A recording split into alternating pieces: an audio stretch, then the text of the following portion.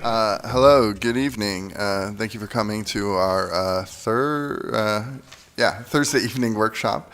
We'll be having some faux training by the Attorney General's office, and thank you for being here, Attorney General Frey. Brenda, if you can please introduce yourself and then continue. And then, sorry, one second. If I can have counselors wait until the end of the presentation for questions, that would be great. Please continue. And am I on? Yes, yeah, and if you could just move the mic a little closer to you, that'd be great. How's that? Hi.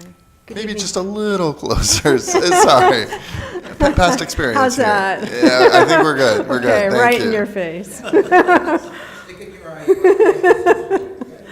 Well, good evening, everyone. My name is Brenda Kelty. I'm an Assistant Attorney General in the AG's office, and I'm also the Public Access Ombudsman for the state of Maine. And in that role, I handle inquiries and complaints about the statute on all levels of government across the state. So I've heard the names of towns in Maine that I never knew existed. I'm constantly amazed, and I want to go to all their town halls. It's like on my bucket list to go to every town hall in the state of Maine since I've talked to so many people. So I handle complaints and inquiries. I do training, and again, for all levels of government. And then I also make recommendations to the legislature for improvements to the statute. And as with many laws, it could be improved. It's not perfect. And so some of the difficulties that we encounter with FOA are just due to the fact that everything is not laid out in black and white. Some things are open to interpretation. And we don't have a lot of case law to guide us. So there are places where there is not really a clear answer to the question, and I just want to present that up front. I know you're all trained in FOA, and so you've met your statutory requirements for training, so I really consider this for you a refresher. And honestly, we really can't have too much FOA because part of the objective is just to make it sort of second nature for you so that when you're in the situation, the question comes to mind, wait a minute, is this compliant with FOA? Should we move forward with this? Should we get counsel on this? You know, what should I personally do in this situation? So I know you have a good, probably baseline understanding of FOA. We're gonna cover everything pretty quickly, but again, my focus is just to try to raise your level of awareness. So whenever you're in that situation, the question comes up, and you don't miss it, okay? So. There is a FOA website, state website online, and I left the link on the first page there. If you have particular questions, you can always refer to that, but I'm also available for anything specific if something comes up later and you really are curious about it.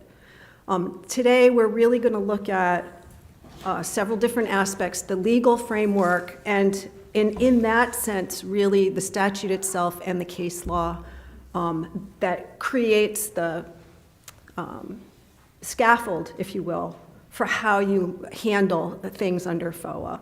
We're also going to look at, hopefully, a little bit of your policy and procedure and practice for implementing those requirements, because FOA is essentially a process statute. So you have to do the steps. You have to understand what the steps are in order to comply with it.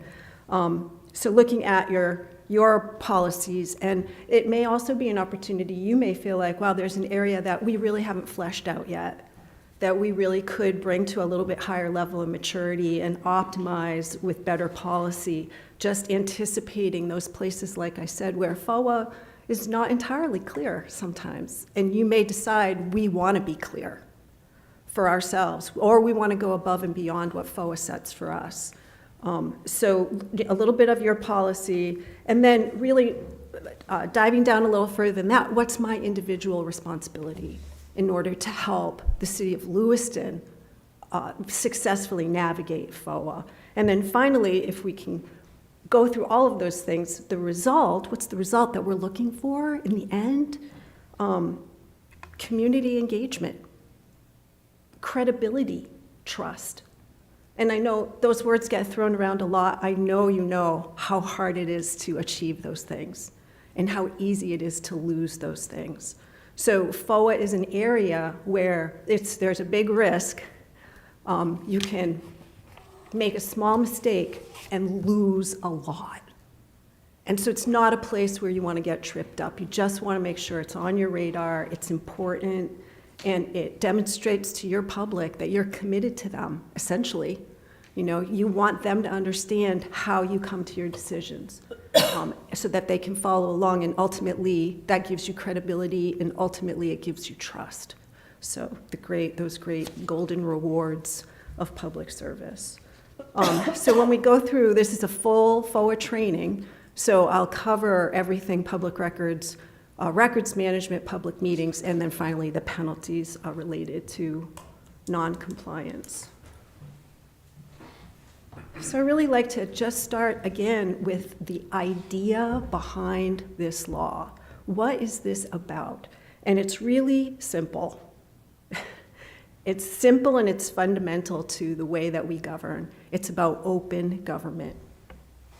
It's a simple thing. Transparency, not only in your actions, in other words, your votes, but also in your deliberations. In other words, how you get to the point where you're finally ready for yay or nay. So I usually consider everything that leads up to that point of yay or nay as being part of what FOA is trying to make open. And the other way that I look at it is, can your residents who are sitting in the audience understand how you came to your decision? Or is it a great mystery? Because if it's a great mystery, they are not going to trust you. And it's not open, right? So the decision itself is one thing, but everything that you do collaboratively to get to that point leading up to it is also under this umbrella of FOA. And so how could there be a problem with this, right? So what's the problem? I'll tell you, there's a lot of controversy over FOA. I'm very, very busy. Why is that? And I hear people, they really don't like FOA, really don't like FOA. Why don't you like, what is it? And the reason is that this is a balancing statute. And there is a dynamic tension between this concept of open government and what? What's diametrically opposed to that? Privacy and confidentiality, which you also have a dual obligation to protect. So you're in this tense position of having to be as open as possible and at the same time, simultaneously, protect often very sensitive, protected, personal information. So this is where the tension is, this is where the conflict is, and this is why this statute is difficult to handle. The other thing to keep in mind here is that this statute has a provision that has to be, it's due liberal construction, okay, which means that you have to interpret it broadly. So when in doubt, you go, it's toward openness, it's toward transparency. So in every aspect of the statute, you really have to look at it with that lens. It favors transparency, all right?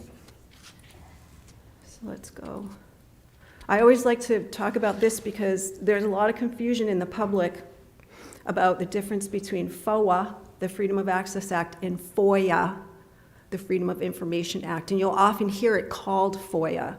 Well, FOIA is the federal statute, the federal law that covers federal agencies. FOA is our state law. So our law covers our state and all the subdivisions, including your municipality. And FOA itself was enacted in 1959, and if you look back at that original statute, it's like a skeleton. There's hardly anything to it, just bones. They were not really that concerned in 1959, but it got fleshed out in the early 70s, and that was shortly after the Nixon administration attempted to cover up. I don't know if anybody knows this story, but attempted to cover up involvement in the June 17th, 1972, we're going way back, break-in of the Democratic National Committee headquarters in the Watergate office building. And At that time, Nixon resigned 2 years later in '74. And that was a huge impetus to put a lot more flesh on those bones on FOIA, and across the country, all the states have their own FOIA-type statutes. And that's where you see there was a lot of additional requirements put into the statutes. So ours started to really get fleshed out in the '70s as well. And we've been tinkering with it ever since. So it may be since the last time that you did a training, there have been some changes. Almost every legislative session, we have some change. And it's still not perfect. It's not. This statute covers both public records and public proceedings. We're going to talk about both of them today. But I just wanted to put here the definition of public... Excuse me, Brenda? Yes. Would it be possible to hit play on the slideshow just so it would occupy the whole screen? What should I do? It's hard to see from here, but...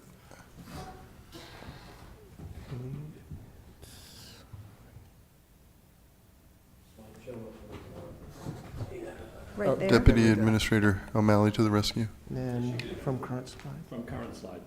There you go. Thank you, everyone. Oh, this is so much better. Thank you, Mayor, for that suggestion. Looking at public records for just a minute, I wonder if you can, in your mind, define what a public record is. It has 3 components. First of all, it can be any medium. So we're talking not only about paper, but electronic, video, audio, every possible thing, and into the future, every possible thing that could be recorded. It has to be in the possession or custody of the agency. And it has to be received, prepared, or containing information concerning the transaction of government business. So that's really the key. So you could have emails on your City of Lewiston email account that have absolutely nothing to do with city business. You probably shouldn't have them on there, but you might.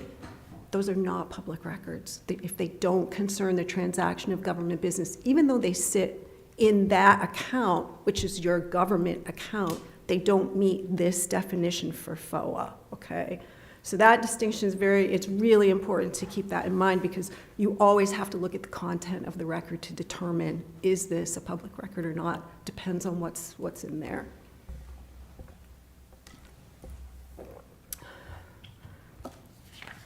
So we're going to start talking about public records, and I just want to put it in context for a minute. Government is a storehouse of records and information. I mean, we are in the business of information. Untold amounts of information come in, it goes out, and on a daily basis, we're handling, I mean, I just look at my email alone, it's massive. Just think of all the records, all the data, everything that comes in. We're in the business of information. And it's the individuals within our organizations that are actually managing that, right? It's not some monolithic City of Lewiston that's so abstract. It's actually each of your personnel, each of you, right? And so we are handling this very lucrative, it's very important to the public asset on a daily basis. And I like to use the phrase curate and convey, because it's not always information that it doesn't necessarily have anything to do with us. It's just it's there in our inbox, or it's in our possession for the moment, and it may be heading somewhere else or whatever. So I'm curating this. It's not necessarily mine, it belongs to the government and the people, and I'm often conveying it. So that's our core function. And FOA is just a very small segment of that. So even though here we are talking about FOA, this very important statute, when we look at it in the context of what goes on for your staff, for instance, on a daily basis, FOA is just a tiny sliver. All right, so that's an important distinction to make, because when we talk about the requirements of the statute, it doesn't apply to all the information conveyed across government. It just applies to this segment that falls under the FOA statute, okay? And if it is under that FOA, in that FOA category, then the statute has to be complied with. So this is also an important distinction to make, I think, when you think about, like, why is this such a big deal?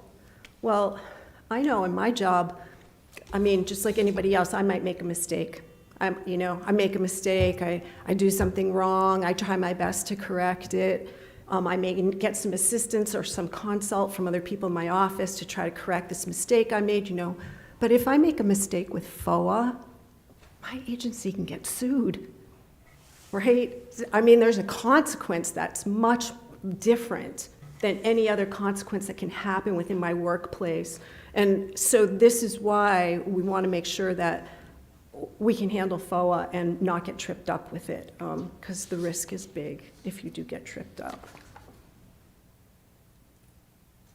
So here, I'm putting this up one more time because I just want to make sure everybody knows what a public record is and what it is not. And it has to concern the transaction of government business, has to be in possession or custody, and can be in any format, any medium. Now, again, we're going back to that tension. We have this liberal construction of the statute, a very broad definition of public record.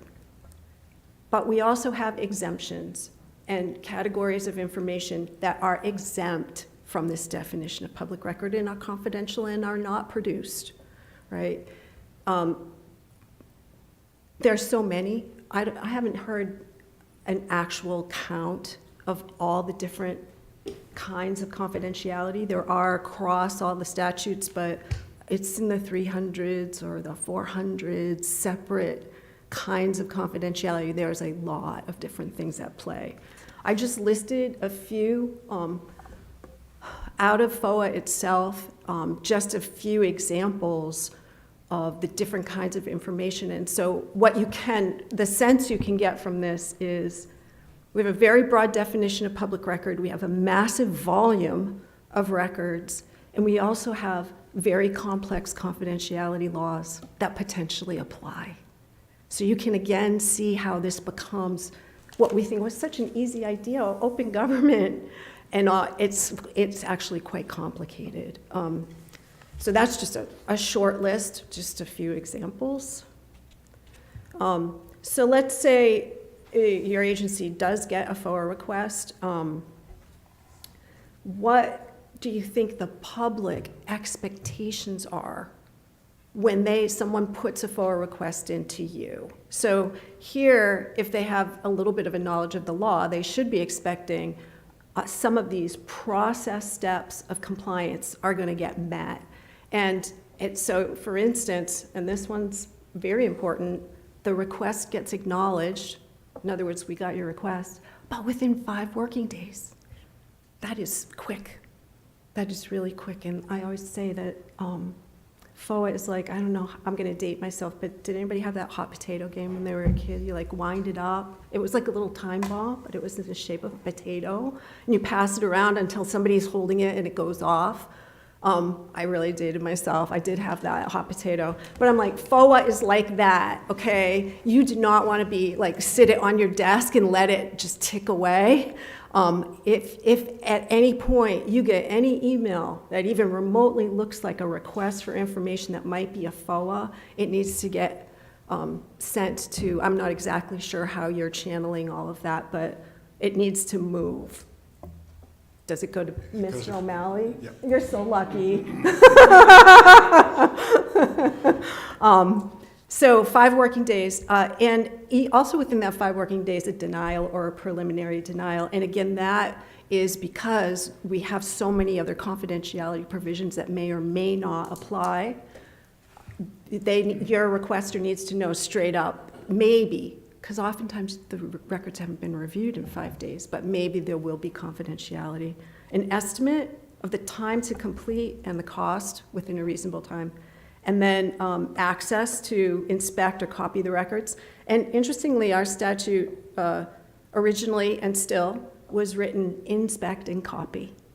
So we still allow people to actually come in and look at, if there's paper copies, come and look at them.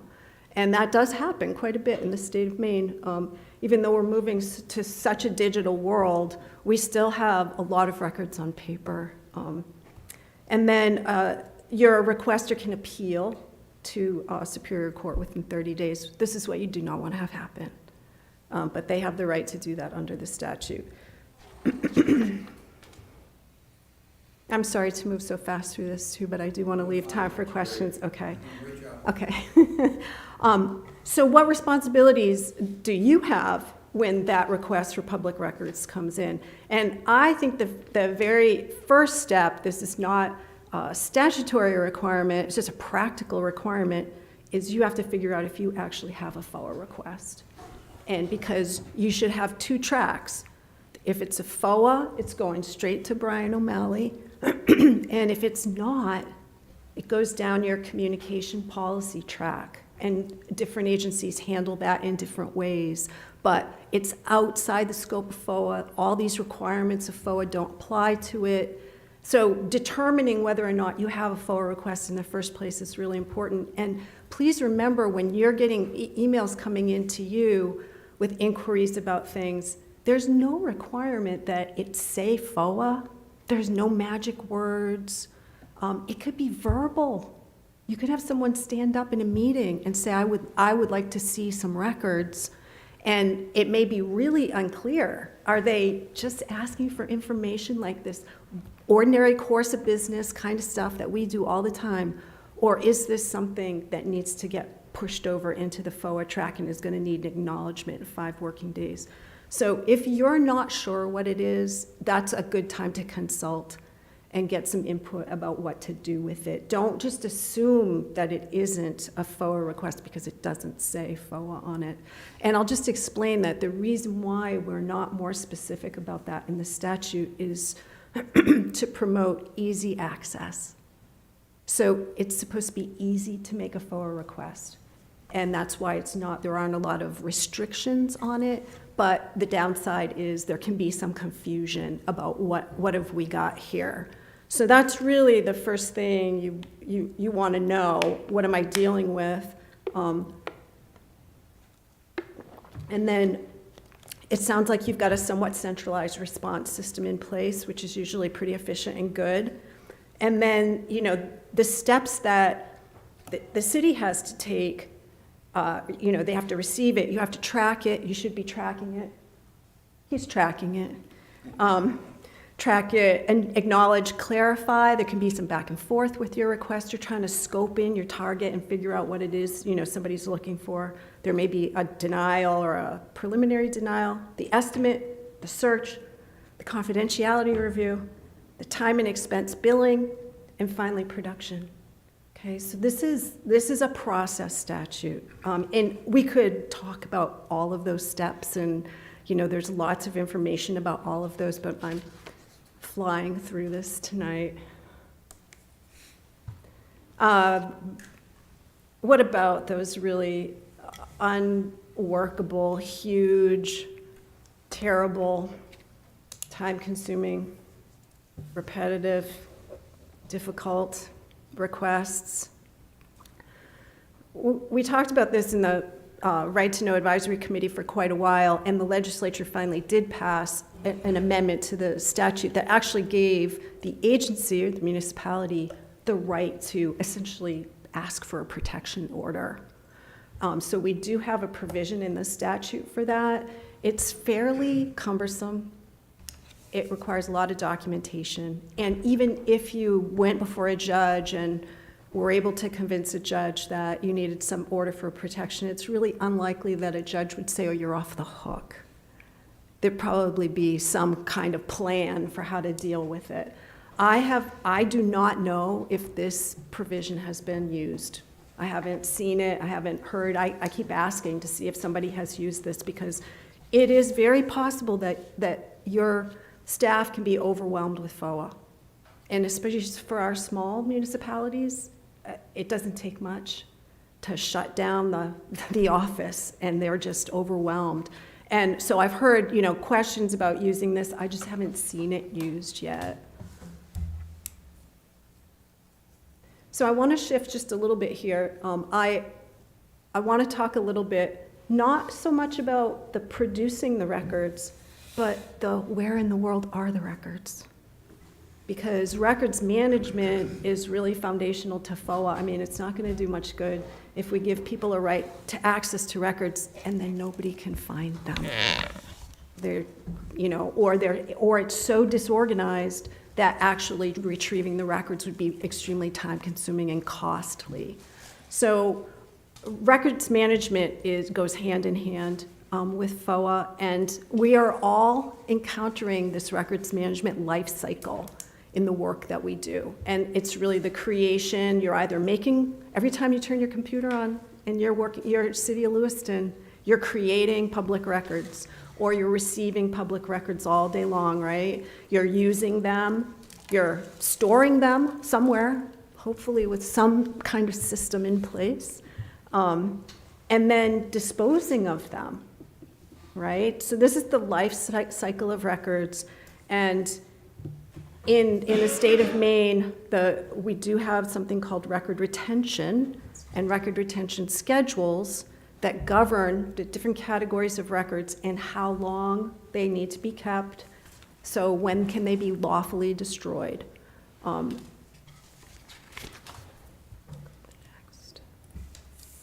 And this disposition, your local government records and state government records are both governed by Title V, and this falls under the jurisdiction of the state archivist.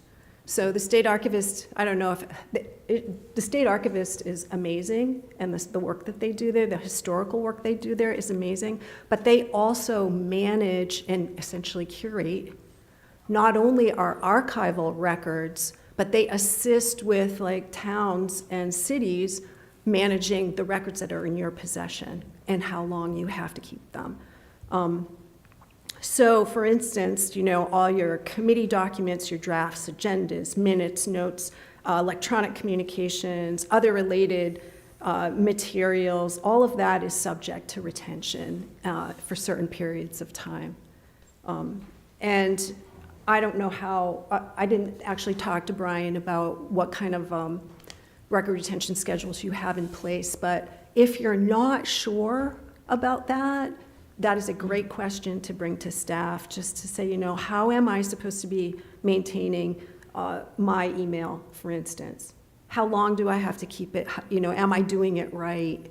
And this is important, especially when it comes to FOA, because then you've got to find things, and you want to make sure that you've kept what you're supposed to keep, and only destroy lawfully what you can destroy under the schedules.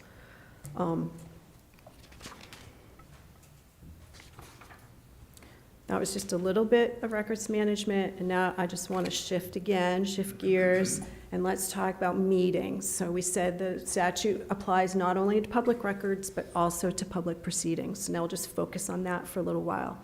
And here I've just put up what for me are really the landmarks in the statute related to public meetings. And some of it is in the preamble, which is generally in a statute the area that you find the intent and the purpose of the statute. And here we have this language, all public proceedings must be open to the public, and any person must be permitted to attend a public proceeding. So very foundational, this is what we're looking for. Then we have another landmark in the statute where there's a list of the different entities that are subject to FOA. And there we have this language, transactions of any functions affecting any citizen by that list of governmental entities, okay? So there's transactions of any functions. And we also have language, explicit language, actions must be taken openly. And when you hear that word action, we're really talking about a vote, right? Deliberations must be conducted openly. There can be no clandestine meetings, okay, that's in the statute. And then there's also this, does not prohibit communications outside the meeting unless those communications are used to defeat the purpose of the statute. All right, so all together, these are the landmarks that I always come back to when I'm looking at any questions around public proceedings. Is it a bright line? It's not. It's not a bright line. It's an analysis, okay? But I wanted to put that all together and right at the start, because for me, this is my key analysis in looking at questions around meetings. So some of the easier things about meetings, what are the rights of the public? Again, they can attend, but FOA does not give them a right to speak. So that's not in FOA. Of course, local bodies and school boards do have a statute that requires them to provide public comment, but that's not in FOA. They can record or broadcast, but it can't interfere with the meeting. They can get advance notice of when and where, even in emergency meetings, if practicable, and they can challenge the legality in Superior Court and have the court declare the action null and void, for instance, if it was a final action taken in executive session. For the notice, notice has to have the time and place, and ample time, whatever that is, okay? Again, FOA doesn't give you a bright line on that, and often you'll see policies, local policies that will set, notice has to be provided in 7 days or whatever, and it will go above and beyond. It will define what ample is for your local community. In a manner reasonably calculated to notify the general public. What? I usually say as many ways as possible. Just get it out there, because we have, so many ways that people are connecting now, that the more the better. But, again, I have small towns in Maine where their primary method of notice is a board near the highway out in front of the town hall where, you put the letters in, that's how they do their notice. And maybe there might be a poster up in the get and go. And that's notice. So we are and I think our statute really accurately reflects that we're in a rural state. We have big cities with lots of capability, and we have very, very, very small, not even towns, plantations, right? We have plantations of 300 people tops. So this allows you to make that work for your community. And the real question is, does it work for your community? Do people know what's going on? And if not, you need to do more, right? There has to be a record of the meeting. The FOA requirement is very minimal. Again, your own policies may go above and beyond in terms of what your agenda has to look like, what your minutes have to look like, if they're verbatim, if they're transcribed, if your meeting is recorded and saved, all of these things. And again, a lot of that is tailored to the town or the city and the capability that you have and your sort of community sensibilities about what we should be doing. So it can be different, but these are the basics that have to be included in that. And I just wanted to say one thing before I forget, that there is no mention of the agenda in FOA. So it doesn't even say notice must include the agenda. Of course it should, but that's something that again would fall underneath your own policies about what you put in your notice and how you deal with your agendas. And of course, we're post-pandemic, and we are all so comfortable now with remote meetings, and that is happening all over the place. There is a new provision in our remote meeting portion of the statute that now members of the public may record remotely using the same platform that the meeting is being conducted on, if that platform allows persons other than the host to record. There's no cost to the municipality, and it doesn't interfere with the orderly conduct of the meeting. So I don't know if that's going to come up, I don't know if it comes up for you at all, but that was, to make it easier for the public to record what they're seeing on the screen.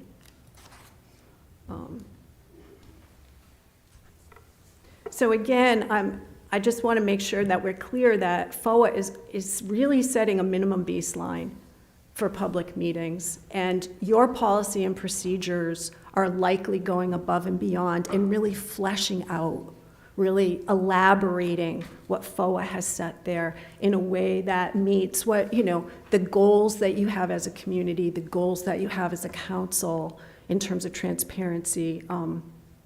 And I do see a real vast difference in policies across cities and towns in the state of Maine. Some have none. There's no policy. This is just how we do things. And others have really worked on it, and oftentimes the reason that they've really worked on it is because they had controversy and they had difficulties. And there's sometimes a silver lining with that, that it is an opportunity to take a look at what you've got in place and, really mature it. So I usually say, if you have consistency across your boards and committees within your jurisdiction, that's really good. So if there's a lot of inconsistency and there's no overriding protocols for instance, subcommittees, how are they dealing with their minutes? How are they dealing with their record retention? How are they dealing with their communication? How are they setting the agenda? All of those kinds of questions that all go to good governance, but all tend to come up again in FOA. If there's consistency, so standard operating procedures for some of this is really good. And then responsiveness to the various needs of the community, making sure that you can reach your constituency and you're meeting their particular needs across all your boards and committees. Again, another sign of well-developed policies. And then they're clear and they're specific, right? So there's not a lot of question about what you're expecting.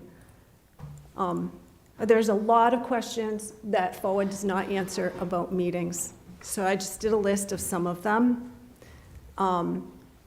Like, is the agenda included in the notice? Doesn't say anything about agendas. When are supplemental meeting materials available? No, FOA is not going to answer that for you. How is notice posted? You're going to have to decide what is best for your community. Is public comment permitted? Again, it's not a FOA. It's not in FOA. And this is also, I just want to make sure people are clear on this, because you may get questions from your constituency and they may think that FOA governs all aspects of what you're doing. And there's oftentimes a quick jump to you're not complying with the statute. And in fact, the statute doesn't give you, it doesn't cover that at all. So it's really good to be able to say, where our policies deal with that, or these are our practices around that, but that's not a FOA issue. And this is just a small example of things FOA doesn't talk about. So meetings, I've seen a lot of questions, a lot of different situations, and I just pulled together a few. And the question was, is this okay? Can we do this? Can we have substantive discussions off mic before or after a remote public meeting? This came up during the pandemic because, of course, everything shut off, but maybe a couple of people are on and they're talking to each other prior to opening up the public meeting to the public. Can you do that?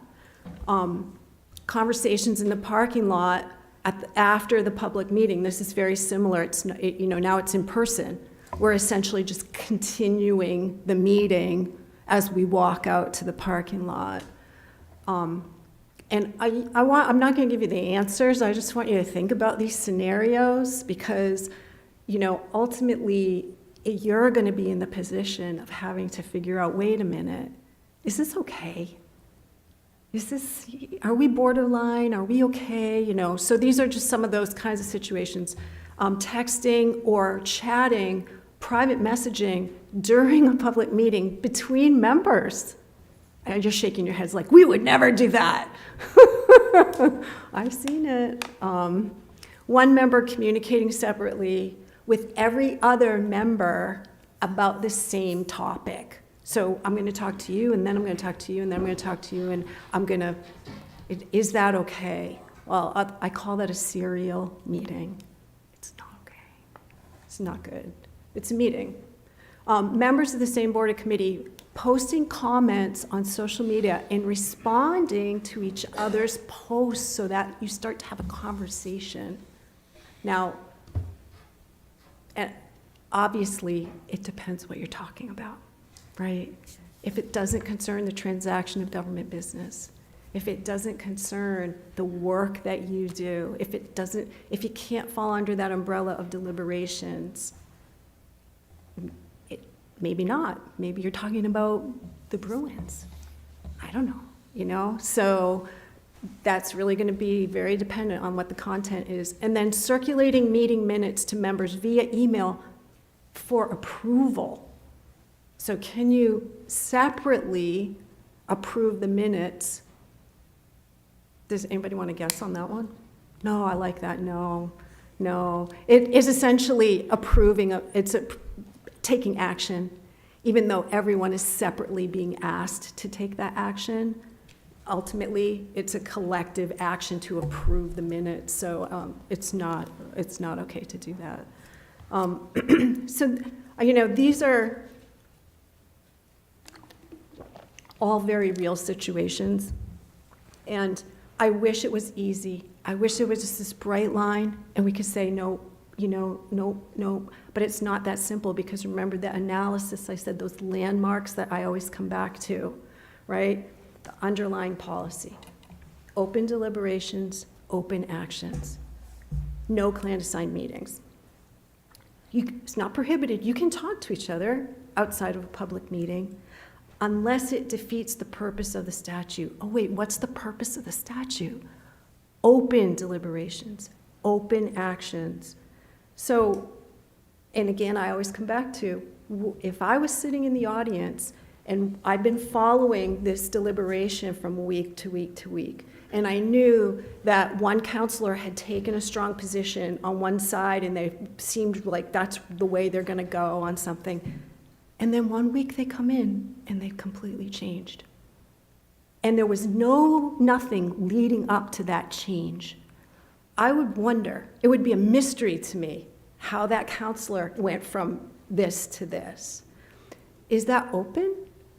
I would say no, it's not. Something happened there, And this is the sort of thing like I would keep in the back of my mind. Is it going to be completely obvious how my thought process went? What information I considered important and what really changed my mind about something? So that your audience, your public can follow you when you get to that point of finally making a decision and understand how you got there. So, open deliberations, open actions for me is really the key. And I also say, if the members are diligently examining their communications, and they're well-intentioned. So bad faith is a different story. But let's say you're well-intentioned, you're trying to do the best you can, you're diligently examining your communications. You don't need a hard and fast rule, because you'll know, wait a minute, this is something that I had a conversation with another counselor about, and it really changed my mind on this issue. I think I need to bring it and disclose it to my board, to my council, and to the public, that this piece of information ended up really mattering to me. And I had it outside the meeting. But that's okay. If you're going to bring it back in and disclose that, you can cure that, right? So, and again, is that defeating the purpose of the statute? No, because you're bringing it in and you're talking about it. And this is how I got to where I am. So I know it would be so much easier if it was just so black and white and a hard and fast rule, but I don't look at it that way. And I'm here just giving you my perspective. I would also say that I'm an attorney, and other attorneys could disagree with me. Yes, it's true. We don't always see things the same way, especially with the statute, which is open to interpretation. But in my analysis, this is the best way to approach it. And again, remembering also, we're interpreting this broadly, right? So I'm always going to favor openness. And I think the statute does too. And you should too. So let's move on. I don't want to keep you for too long. I could go on all night, and I'm going to try not to. Executive session. This is where the doors stay closed, and it's intentionally restrictive because it is counter to the fundamental policy of the statute. So strictly limited grounds for going in, and here's the list of subjects. The fact that something is sensitive is not enough. We'd often like to close the door for certain kinds of sensitive topics, but they do not fit within the permissible topics that can be discussed in executive session. There are procedural safeguards. These are like speed bumps. I call them speed bumps because you also don't want to just go into executive session easily. You want to make sure that you should be in executive session. And so the procedural safeguards, the motion has to state the precise nature of the business of the executive session and a statutory citation. So here, I'm going to talk about all of them and then I'll come back to that one. It's a supermajority vote to go in. This is not just a majority. You have to have a supermajority. So this is really a safeguard. So you should not consider executive session something you just go into. Like, you want to know that we should go into executive session, and you can say no. And then an ordinance, order, rule, resolution, regulation, contract, appointment, or other official action may not be finally approved in executive session. Okay, all of these are complicated. But I just want to talk about the motion, because I think I got a question about them. Did you ask me about the motion to go in? These two things, precise nature and statutory citation. The citation is not a problem at all for most, everybody can figure that out. But the problem with the precise nature is, remember, you have this dual obligation to protect confidentiality. And going into executive session, there's going to be confidentiality there. So the precise nature can really disclose the confidential nature or information, identity, all kinds of something if you say too much in the motion.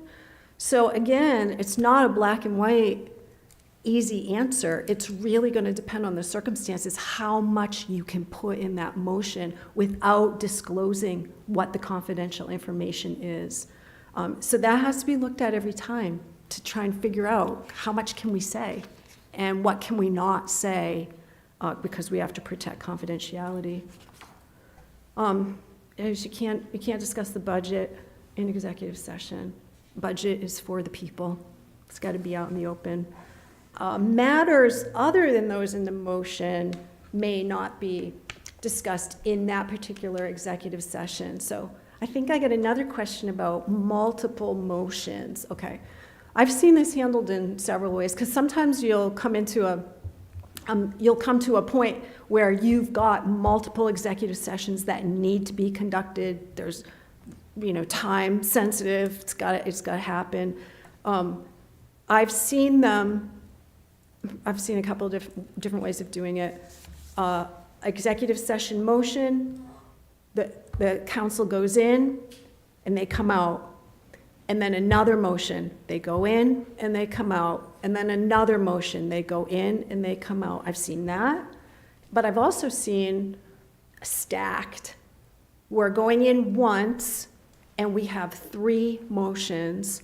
We're going to be talking about 3 topics, and then when we come out, we're going to be voting on 3 topics. I don't think that there's a right or wrong way. I think it depends on how disciplined your body is and how good the leadership is in the room. Because your biggest problem is containing the discussion to that particular topic and not straying. And somebody's got to be able to, keep people in line, right? No, you can't, no, we're not talking about that. Don't go down that road, come back. We're only talking about this. And if you've got that leadership in the room and the discipline, I don't think there's any problem with stacking and going in once and then coming out and voting on them. But if it's not disciplined, and there's a possibility that things are going to get all tangled up and out of order, and you're going to be jumping from topic to topic, and it could, get a little unruly, then maybe your body it's not a good idea to do that, and you want to go in separately for each one. But I don't think the statute tells us that you can't do it one way or the other, okay? But really, you've got to decide for how we operate and how our leadership is, what works best for us. The documents prepared for use and the notes are confidential. There is a distinction between information that must be confidential, mandatory confidential, there's nothing else, you can't do anything else with it, and some information that may be confidential and perhaps disclosed later. So there's different kinds of confidential information. And I think that was another question I got. You had such good questions for me. It's going to depend on what kind of information you've got, whether it can be disclosed or not later. For instance, you may have negotiations around purchase or sale of public property, and all of that's going to be confidential while you're going through those negotiations, and then at some point there's going to be an announcement, we bought this property or we sold this property or what. So something that was confidential is at some point not confidential, the agreement of the council that now it's time for us to go ahead and make that announcement. There's other things that aren't. Your poverty abatements, they are confidential, they stay confidential. You can't vote that those are not confidential. Okay, so it depends on what the information is. You do have a excellent policy provision in your rules governing the city council, the latest version that is current until 2025, related to confidentiality. I thought this was very well written. And so this is, again, fleshing out the statute and specifically tailored to the way that you work together and the expectations for your council, and this is the policy that applies to you. And I just thought this was really well done. So, any further questions about confidential information within the executive session, I would really direct those to your city attorney, specific questions. There are penalties for the violation of FOA, for willful violation, and it's a Class D crime to intentionally remove, alter, or destroy public records. So this is, again, why you want your retention schedules are governing lawful destruction. There is unlawful destruction, and it's criminal. And a Class E crime to violate the record retention schedule. So there's penalties for those. Attorney's fees can be awarded if there was bad faith. And that is it. Oh, it's 6:53. We have 7 minutes. I said I was going to take an hour. Are there any questions? Thank you so much. Questions from the council. Councilor Gallant. Thank you, Mayor. I have a slew, but only a couple I'm going to add. I want to go back to members talking with each other separately. Yep. Or just the right way. If I have an idea and I think it's worth bringing forth, I don't want to eat up time here to talk to everyone. I might say, Josh, what do you think about this park going in down the street? So where is the guiding line for something, for ideas? We're not really talking about anything that's been on the agenda yet. Could be a future agenda item. Right. We'd be handcuffed to do business if we can't try to figure out and get organized to do business. Right, well, I do think the statute contemplates that by saying that, communicating outside the public meeting is not prohibited unless it defeats the purpose. So you really have to look at, does this inhibit the openness of the deliberations and actions of the council? So as long as it's gonna come forward and be open, you may need to gather the information prior to be able to do that action? Yeah, but I'm not exactly sure what you mean. Like, what I described was, you have an idea and you're trying to get a coalition together and you're talking to each one separately. Now, this is such a good idea. Come along with me. Come on, you need to say yes to this. And then you go to the next one and make your pitch, and you go to the next one, and you make your pitch, and all of a sudden there's a coalition and none of that's, and then there's a vote, and where'd that come from? And all of that conversation happened outside the meeting. So I'm not sure. It really depends on what are you talking about. And this is hard. It's hard for me to say, okay? I also, again, I'm going to refer you to your counsel if you're really not sure, and I agree with you, I'm not disagreeing, that you want to be able to flesh something out. You want to be able to develop an idea. But your deliberations are covered by the statute, and that's not defined. So I usually say as far back as you can go and still consider it deliberations, but some things are not going to be. So I'm not going to be any more specific than that because I just don't know. You're tough. You're being tough. No, that's fair, because, I think of it as, if I went and asked the fellow counselor, I need a yes or no from you to keep moving forward, that to me is a no-go.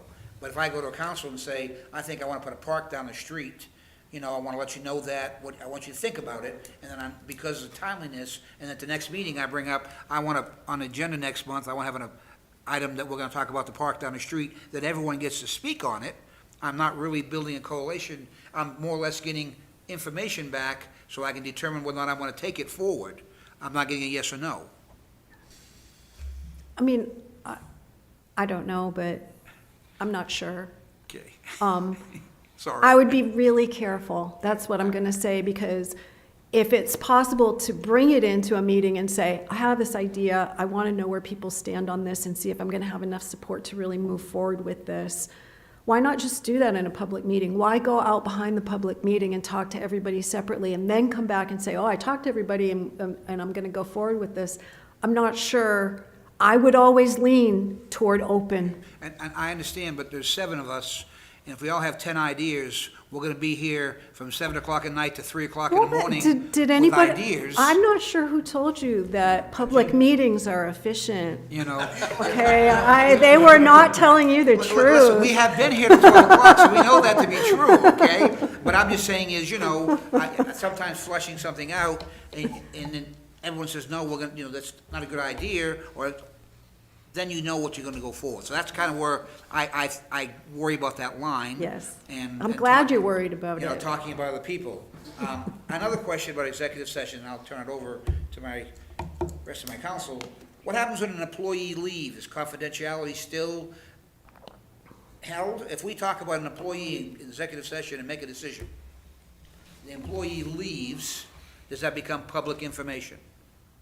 What What we discussed in executive session. We're holding confidentiality because the person's an employee of our organization.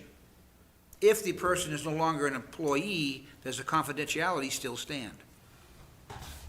I think I'm looking at Dan. Okay? Sure. My view is that it still stands, that when you're an employee, it's based on your status at the time of the discussion or the meeting. And, if there's an employment relationship at the time, then that should remain confidential. Quick follow-up is, so if we go, which we're allowed by our rules, to vote and say what happened in executive session, how does that work into that process? So, we can sit here and say, we're going to tell the public what we discussed in executive session. And our policy, we can do that. What do we cross that line when it comes to personal matters or things of that nature? I mean, the confidentiality protection really attaches to the employee in that case. So I think that's a circumstance where the confidentiality of the employee should be protected, and it's probably not waivable. Thank you. Unless it's part of a budget discussion. There is an Oh, exemption in the statute for employment, Excuse me, sorry, thank you. Okay. I'm sorry, your last name again, sir? Dan Stockford. It's Mr. Stockford, yes. Is there anything else that you'd like to say on that matter? No, I have nothing to add further. Okay. Counselor Glant, did you have any more questions? No, sir. Okay. Counselor Chittum. Thank you, Mr. Mayor. You anticipated I didn't put my hand up, but I do have a number of questions, and I'm going to follow Councilor Gallant's lead and ask a couple and then turn it And, over. well, if I may for a second, just for everyone's benefit here, I'm just going to go down the row until until everyone had a chance to speak, and then we will follow back with any other questions, should there be any. Thank you, Mr. Mayor. Easy one, I guess. First, there are multiple copies of meeting minutes and agenda items and packets that are distributed electronically and in paper. I believe the city has a process whereby that is retained by staff in City Hall. Yeah. It is not our individual responsibility as councilors to retain all of that paperwork in our home offices. Is that Right. correct? No, the record retention schedules are based on a record copy. So there is what's called the record copy, which is the copy that's subject to the retention. And then the other copies that you have are not necessarily subject to retention. There may be other reasons why you want to hold on to it, but if it's being held in City Hall and the town offices, then you probably don't have to keep a copy of it. That's my understanding, and that's my practice, too. I Yeah. hope I don't run afoul of any laws by that. Second question deals with who in an executive session is responsible, and I'm going to ask three questions. Who is responsible for ensuring that the topic is adhered to, for keeping the discussion on track? Is that the responsibility of every individual in the meeting, or is it the responsibility of the presiding officer, or do we have an ombudsman who sits in on these meetings, a designated counselor whose job it is to keep track? Do we have our city attorney at every executive session? Walk me through that, Yeah, please. there's no help in FOA on that question. If there's no help in FOA, then I'm going to turn to an attorney who may have opposing views from other attorneys, but at least is a representative of the Attorney General's office, and I'm going to ask that attorney what her opinion would be as to the responsibilities of individuals in an executive session. Well, I would say everyone's responsible, right? You're equally responsible to govern together. I was on a school board, RSU 5, for 5 years, so I've been in many executive sessions. And even if you have a presiding officer, strong presiding officer, really each of us have essentially have a little covenant together, right? That we're going to do this right, and we should be responsible individually, I think. But good leadership is priceless. So that's where I am on that. Thank you. I like your answer. The final question relates to, for the present, relates to stacked motions. We've had a go-around here in Lewiston. We, by the way, are 6 of us on this dais are brand new. We have now collected 3 months under our belts, so we're learning as we go. I've been an advocate of stacked motions, but hearing your discussion on that, it sounds to me as though that dictates a serial discussion.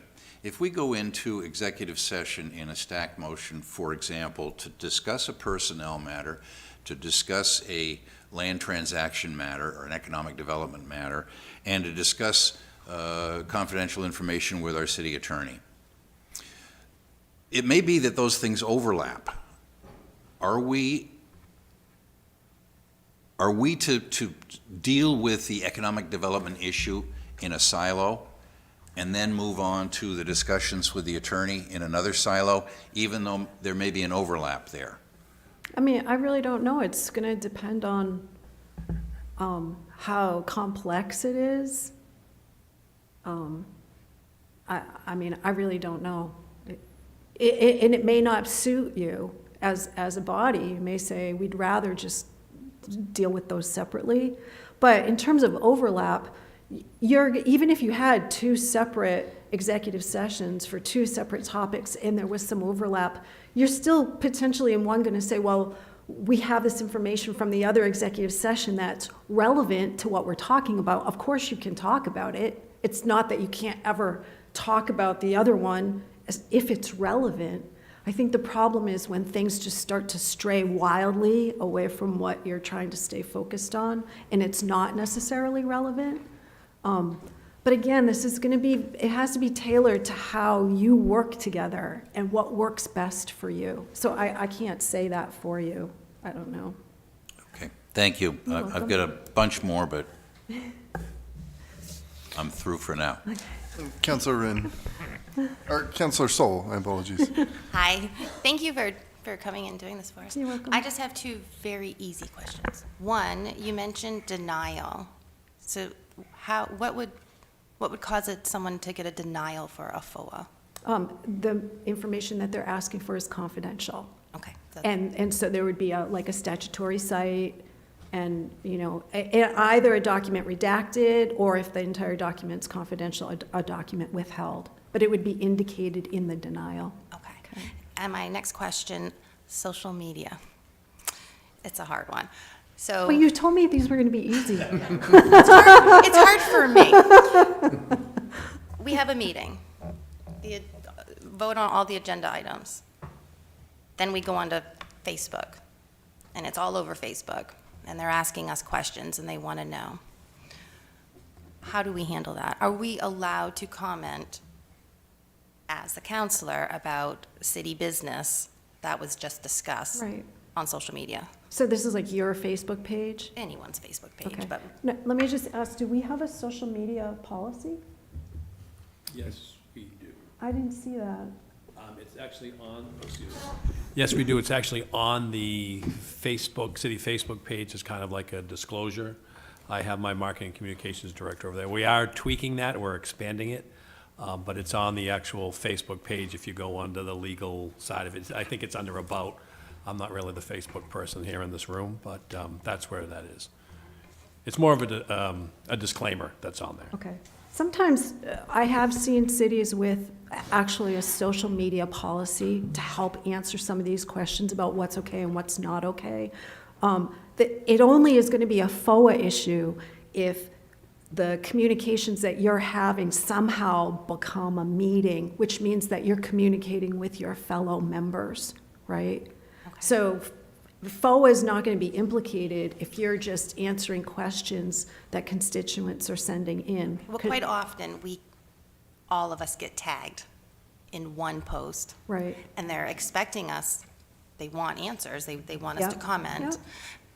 And then 4 or 5 of us are commenting, I think the problem's going to happen if you're commenting to each other. So Okay. you're starting a dialogue with each other. So you're commenting on your comment, not just answering the question that's come from the constituent. Okay. So if those comments start to go back and forth, then you potentially are having a dialogue, and that's when you should ask the question, is this okay under FOA? Okay. And you're treading some, you're on thin ice there. But answering questions from your constituents is not a FOA issue. But it may be a policy issue Okay. that the city of Lewiston wants to flesh out a little bit, just to make it clear and have some clear guardrails there for you, so you don't have to feel like I'm going to get in trouble doing this. okay, I appreciate that, Yeah. thank you. Councillor Roy, did you have any questions? I just want to say thank you very much for this. It was very educational in a lot of ways. You're Appreciate that. welcome. Not that I didn't know a lot of it, but I just want to make sure, you captured a lot of good things, so thank you. And I'm good for now. Councillor Harriman, did you have something? Thank you. First, thank you both for being here tonight. I've got a couple questions for right now. The first one sort of goes back to Councillor Gallant's first question about discussing things between members of the council. Yeah. Specifically before an action is taken on that. So does the concept of a quorum come into play at all there, or is it still an issue if, say, 2 counselors are discussing an item? Yeah. Well, you notice that when I talked about the landmarks that I see when I look at public proceedings, I never said anything about quorum, because our statute doesn't really say anything about quorum. It does talk about open actions, which require a quorum, right? But it also talks about open deliberations. So can you have deliberations without a quorum? I think you can. And there are states that are actually quorum states, and it's explicit that their public proceeding requirements don't kick in unless there's a quorum. We're not, our statute doesn't say that. So I just don't, to me, the real question is, are you defeating the purpose of the statute, which is open deliberations, open actions, and it may or may not be a quorum, okay? Okay. There are lawyers out there who might disagree with me. Okay.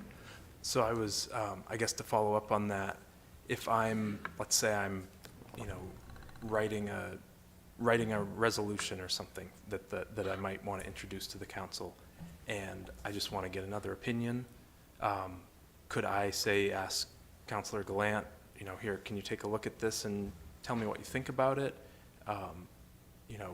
Just over email before a meeting, let's say, or does that get into deliberations? I guess I'm not, to go back to his point, it's going to be difficult to do business as a body if we can't really talk outside Right. of And a the meeting. statute says those communications are not prohibited unless it's frustrating the purposes of the statute, right? Okay. So this is similar to the other question we had earlier, where you really have to ask yourself, is this something that I need to bring before the whole group and just say, I've sought some input on this, I've, improved it with this input, and this is what I'd like to talk about or whatnot? I don't know if Dan has something different to say to that. No, I Okay. agree with that. I really appreciate these are the more complex aspects of this, and the answers are not necessarily easy. So thank you so much for the question. Thank you. And then my second question is a little more maybe conceptual, but has there been any test of FOA as far as it I'm thinking specifically of open meetings, regarding, say, multilingual access? Because, we have a large population in Lewiston. English isn't their first language. Yeah. A lot of folks don't speak English at all, but all of our communication is done in English, Yeah.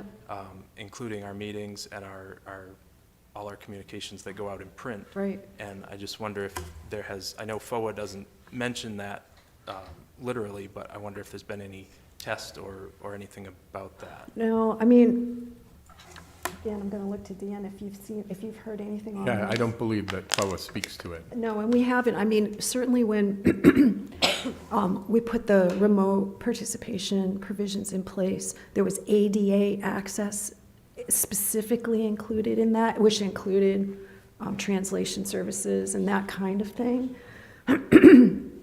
I haven't seen it come up for in-person meetings yet. Okay, thank you. You're on the head of the curve.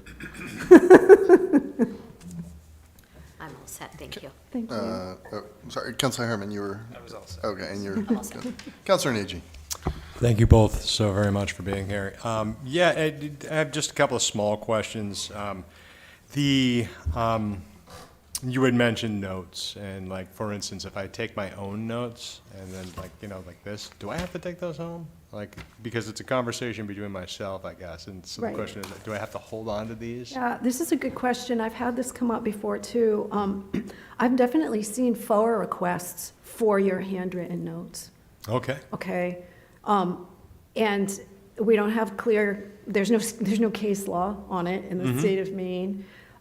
I've seen a lot of people just produce, and I've also seen a denial based on the fact that they were just memory aids or just ways to like, I'm a visual person and I need to write things down, and this is not something that I would save. It's not relevant to any further work that I'm going to do. It's just how I process information as I'm taking it in. So I've also seen that, and I'm not saving it. It's just not anything. There's no case law on that. So I don't know if you'd ever be challenged on it. I mean, I certainly would entertain the argument that it's just a memory aid. It's just for you personally. It's not anything that's going to get incorporated into a further proposal. It's not, it's just you processing information. If it was something that you were developing as the meeting was going on, it's something that you're going to move forward, then it might be considered a draft of something more formal later. But if it's just, this is how I've got to write things down or I'm not going to be able to process it.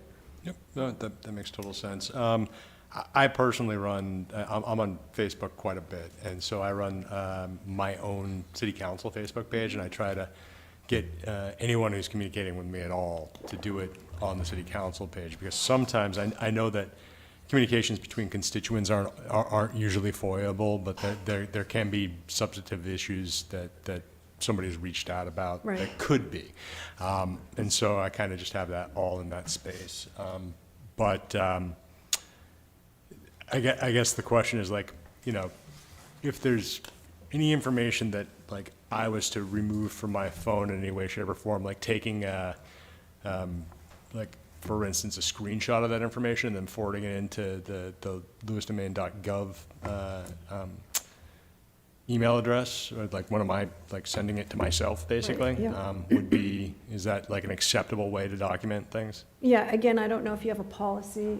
If there's a policy on this, that's what you should follow. But I always recommend, if you're doing something outside of the server, and it needs to be saved, like you probably don't want to do business on your personal Gmail account. But if it ever happened, copy it to your Gov account and get it onto the server, and anything else that you're trying to save. I think that's a great protocol. That's what I do. And I guess my last question is, if I speak to another counselor and I am suggesting something along the lines of, let's say there was a policy thought that I had, and I was just trying to get a feeling for whether or not it would be something that could be workshopped. Is that, would that be identified in the workshop, that I had an idea and I talked to a counselor or two? Or is it more about, because the workshop process, I think, is actually like where some of that information comes out. Would come out, Yeah, right. so, like, I just want kind of a guideline on, well, maybe there isn't one, but. Well, again, I just keep coming back to the purpose of the statute. So is it going to be better, not only for the public, but for my council, to know that, I had this conversation, I decided to move forward with this, and this is what I'm presenting today. So there's no mystery, and there's, and I mean, in terms of boardsmanship, that may be a good enough reason for that. But for FOA, if we're leaning toward openness, and there's been something that now is going to further develop, and you're going to really move with it, I think it's great to just say I've had a conversation. I feel like I want to move this forward, and this is what we talked about, and this is where I'm at with this. And you shouldn't be attacked or in any way for that, because you're bringing it forward at that point, and I think that's, to be applauded. So I hope that answers that question. It does. I mean, it leaves another question, because I'm wondering about the things that we talk about, between one counselor to another counselor, where it doesn't move forward in any way, and so therefore there's like no communication about something that doesn't happen, but there was a consideration about it. So I think that's complex. Yeah, it is. I mean, a lot of it's going to have to do with the circumstances, and like, let's say there was something that there was a lot of interest in, and all of a sudden it just got dropped. It's gone. is the public going to know? What way, I thought that was a big, bright, shiny thing that we were all interested in. All of a sudden, we're not talking about that anymore? What happened? So again, sometimes just sit on the other side of the horseshoe and say, are they going to understand how this happened? That might answer your question. But it's very dependent on the circumstances. Okay, thank you very much, and I appreciate your time and your answers. Thank you. Susan, Councilor Longchamps, did you have anything at this point? No, thank you. Councilor Harriman? Not right now, thanks. Councilor Roy? No. Councilor Sol? Councilor Chittum? You need ask, Mr. Mayor. Couple more questions. The precise nature of going into executive session. I think it had been past practice here that we figured that citing the statute and saying we're going to into executive session for confidential communications with our attorney was sufficient. It has come to my attention, and I think others on the council, that that's not sufficient, and that we need to say, for example, we're going into executive session pursuant to 405(6)E, I think, for confidential discussions with our attorney pertaining to, as long as that doesn't obviate the necessity for going into executive session. Can you comment on whether or not it is sufficient merely to cite the section of the statute, section 405, as a rationale for going into executive session? Or does it need to be expanded on? It depends. If you can't put more in that motion without revealing in one way or another confidential information, then the statute citation is going to have to be enough. But I think you should ask the question every time, how much can we put here? You shouldn't take the position that we only have to put a statutory cite. That's not appropriate. You have to ask the question, is there any further information that we can put? And sometimes the answer is yes, and sometimes the answer is no, because it's just going to fully disclose what's going on, and that's confidential. So, but I think just saying that the statutory cite is enough is actually not enough. Okay, thank you. I anticipated that answer. Now I'm going to ask a question that has been puzzling me for quite some time. 405 Section 4 says that if you do not state all of the authorities justifying the executive session, that does not constitute a violation of the subchapter if one or more of the authorities are accurately cited. That's a direct quote from the law. The very next section in Section 405, subsection says, matters other than those identified in the motion to go into executive session may not be considered in that particular executive session. It seems to me we have a very clear statement on the left hand, that's my left hand, and we have an equally clear and opposing statement on my right hand. And I'm having a really hard time justifying those two subsections in the very same law. Now, I realize laws are written by people and people are fallible, but is there a way that this can be clarified? Can we get the legislature to fix this dichotomy, this opposition in the law itself? Or am I reading it completely incorrectly? I think the first provision about the wrong motion is simply that someone put the wrong motion in. But they're talking about the right motion. So the content of what they're talking about is correct. It's just the motion is wrong. So I don't think that conflicts with you can't talk about something other than what you went in for. It's just a wrong motion. Probably nobody noticed it. It was E instead of C or D. Well, I'm sorry, but I've seen that happen too. So it's a wrong motion, but the topic was the topic that was intended to be talked about. And I don't think that conflicts with you have to talk about the topic that you're supposed to go in there for, and you can't talk about something else. I actually don't think there's a conflict. Okay, I'll accept that answer. I think that we have 8, 9, 10, 12 intelligent people that are reviewing every request for an executive session, and at least 5 voting on it in the affirmative for it to happen. And for a wrong motion, it's just inconceivable to me Well, that maybe- somebody would make a mistake and say, we're going to talk about economic development, and we really end up talking about personnel matters. Right, Oh, but we made the maybe, wrong. maybe not in Lewiston. But that mistake does get made in other places. Thank you. You're welcome. Further questions, Councillor Chittum? You're- No, I'm through for now. Thank you. okay. Yeah, Councillor Glant, did you have something? Yes, Mayor, thank you. I'm going to go back to that original thing I talked about, talking to each other. You keep alluding to that the public might have known something and now we changed our mind. If this is a brand-new idea, the public would not have known anything. Oh, right. So is there a difference? I mean, you know, if we're, like his resolution, they don't know anything about that. So if he wants to pass it around to make sure it meets the criteria or get additional information, so it's a nice document, is that still illegal? Potentially. But the public never It's- knew. No, but it's not, that's sort of a test that I say for myself Okay. when I'm questioning, am I doing this right? Well, what is it like for the public on the other side of the horseshoe? So that's a test, just a way of looking at it. But you really have to determine whether it's deliberating.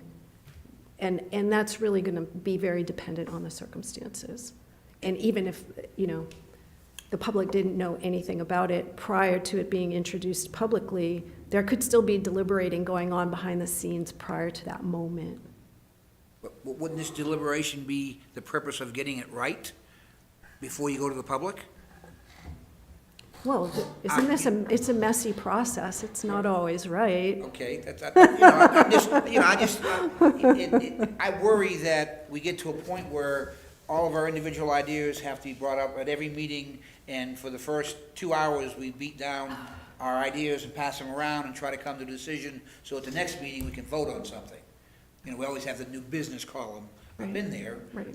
When really we're just trying to get the feel to find out if it's worth making an agenda item, so the public can be made aware. Right, and I understand the objective, and I just don't think I can say anything more about it. And if there's a specific situation, I'm gonna refer you to Dan to say, you know, Local can attorney. we do this? Yeah, that's fine. No, I appreciate that. Yeah. A quorum. We talked about a quorum. You are, if we talk, we're in trouble.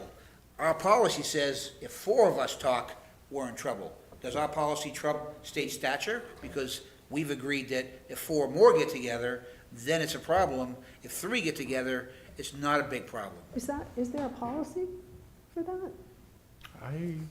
I'm not sure. Is that from the Well, rules last of- session, we had an issue because individuals 4 got together, and that became a big to-do, but if it only been 3, it wouldn't have been a big to-do. So that's what I want to know is there a Well, situation where that's discussed? I mean, I guess I will go back, and I'm sorry if I'm being repetitive. That's fine. But in my analysis, I'm always going back to, does it frustrate the purposes of the statute? And the purpose of the statute is open deliberation, open action. The number, in my mind, is not the key. The question is it frustrating the purposes of the statute? Okay, but my question is, can local trump the statute? Well, I'm not hearing that there is a policy. Could we have a policy You that could is have- different than the states to operate under in a situation like that? I mean, my view is you could have a policy that's more strict than the statute, but not less strict. okay, thank you. We've gone around twice. Is any other further questions from councilors? Councillor Chittum? Thank you, Mr. Mayor. I'm wondering if, this is a complex question, but it involves the parsing of subsection E, which pertains to consultations of a body and its attorney. And I've gone through this, I believe it's one sentence in section 6E,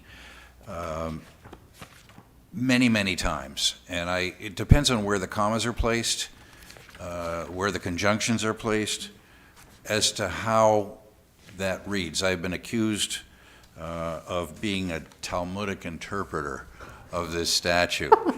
And I'm wondering, to whom do we appeal? Is this the courts that would finally decide? Because the legislature did, in my view, a botched job of putting this particular section together. Are you a writer? I write. Is he a writer?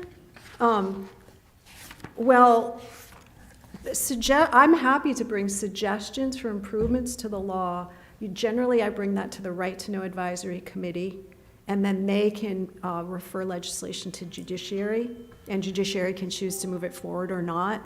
So I'd be happy if you have a specific suggestion about commas and conjunctions, because this statute could be improved.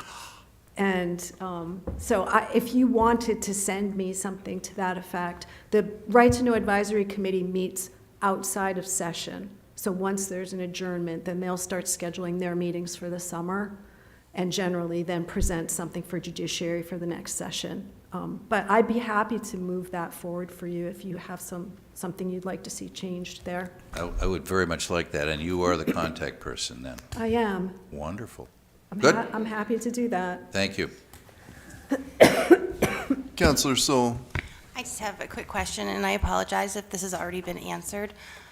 You said that we're not a quorum state, so we all want to go to a dinner. Is that allowed as long as there's no city business discussed?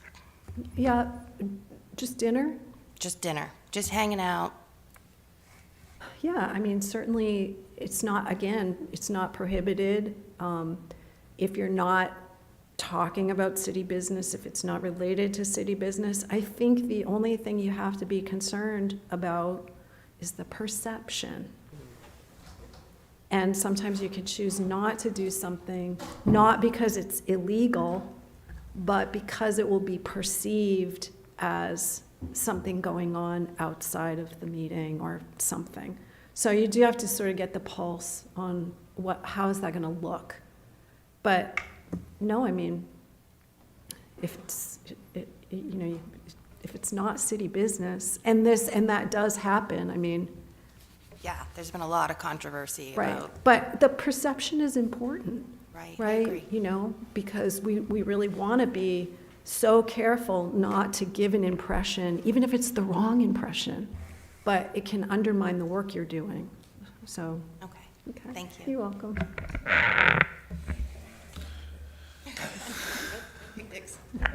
Further questions from any of the councilors? Okay, well, thank you so much for being here, both of you. I'm sorry, your full name again? Brenda Kelty. And you're an AAGA? AAG. What? AAG, Assistant Attorney General. Say it again? Assistant Attorney General. Assistant Attorney General. Yeah. Thank you so much. Yeah. And Attorney General Frey, thank you for being here. And thank you, Mr. Stockford. Deputy Administrator O'Malley, thanks for helping with the PowerPoint. And this concludes our workshop. Have a wonderful evening, everyone. Thank you. Thank you.